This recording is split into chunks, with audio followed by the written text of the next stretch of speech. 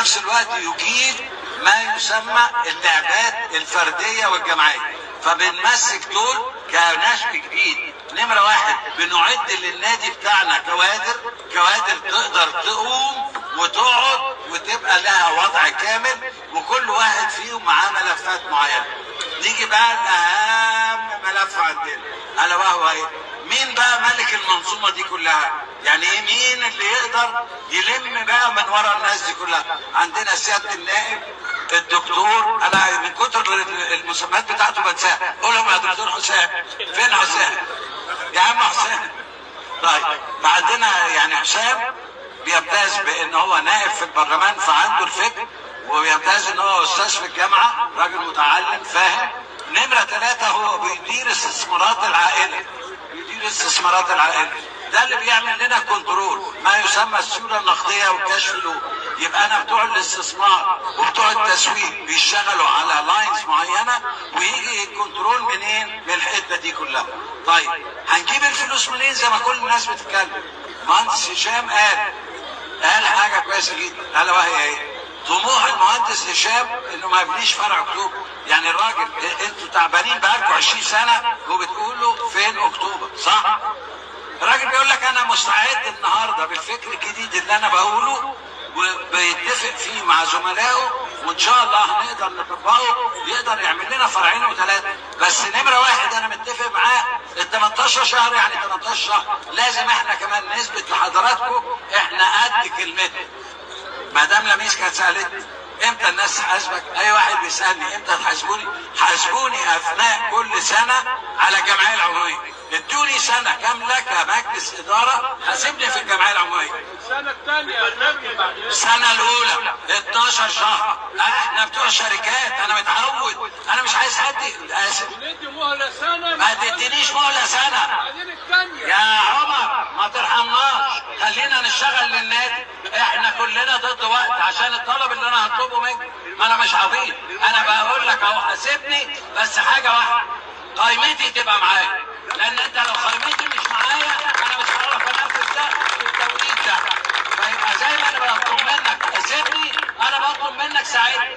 ليه؟ ما تدينيش عربيه كارو وتقول لي امشي بيها على سرعه 200، اديني واحده رولز، اديني واحده جاكوار، انا هطلع اسكندريه في ساعه. شكرا. اي اسئله والله؟ انا قصدي المواد ازاي كده؟ انا مش جاي النادي تاني اليوم 20 عشان تبقى عارفين. والله تعبت، عايز اروح اقعد مع اولادي واحفادي. يا كابتن انا حسين، رايح قول يا كابتن حسين، والله العظيم انا زي الشايف، بس المشكله ان انا خيالي عضو زي، ويمكن اتمنى انت اول ما اجي هكسر دول. خلي بالك انا لذيذ جدا والله، ممكن والله العظيم، والله العظيم سعيد اعملها دلوقتي، بس هدفع كمان، بس هدفع كمان. كابتن حسين، صفات تعظيم المواد هيكون ازاي؟ هل بقى تعظيم يا جماعه في سؤال هنا لذيذ يا جماعه، بس بعد اذنك يا عمر، بعد اذنك هنا سؤال ظريف جدا. تعظيم، لا ما فيش فلسفه على ايه يعني. بقول لك احنا مش في مدرسه، انا قلت لك ايه تعظيم. هو بيقول لي ازاي تعظيم موارد الله؟ تعظيم موارد. تعظيم الموارد اسهل حاجه فيها ايه؟ هديك مثالين، بس مثالين. بندفع من 38 ل 40 مليون جنيه ملابس رياضيه. اتفقنا مع شركه تيمبو اخد 14,000 قطعه. انا زهقت من تكرار، انا ما هقول. الشراب هو التريننج، هو الشورت، هو الفانيلا. ال 14,000 قطعه دول يكفوا كام فرقه؟ يكفوا فرقه النادي لغايه تقريبا نص الناشئين. ثم بعد ذلك كان الاتفاق والعقد موجود. العقد موجود. اي قطعه لبس اخرى ب 50%. ثالث حاجه لصالح النادي، كنا ناويين نعمل معاهم السور. اي تيشرت تتباع لنا من 15 ل 20%. ادي تعظيم موارد. حضرتك كانت بيدفع فيها 70 مليون، اما وفر دي يبقى انا كاني جبت كام؟ 140. بس عشان نبقى حذرين، زي ما هشام قال لك كده انا بتاع ارقام، فاوعى حد يناقشني في الارقام جد. ليه؟ يبقى ادي ويناقشني، انما اللي هو قاعد ينطق معايا ده بلاش منها. نمره 2، هيئه البريد كنا بندفع في الكرنيهات زي ما الدكتور حسام قال 6 مليون في 3 سنين.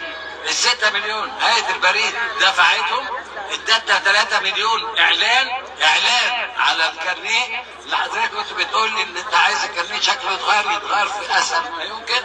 بلس ادونا ابواب الكترونيه تكلفتها 1.2 مليون، وادونا كمان ابلكيشن اللي هو يخلي الكارنيه بتاعك كانه فيزا كارد، ده على ما اظن 400,000 او حاجه. يبقى احنا بدل ما ندفع 6 مليون جبنا تقريبا 12 مليون، وكان الكارنيه يستحمل 6 اعلانات.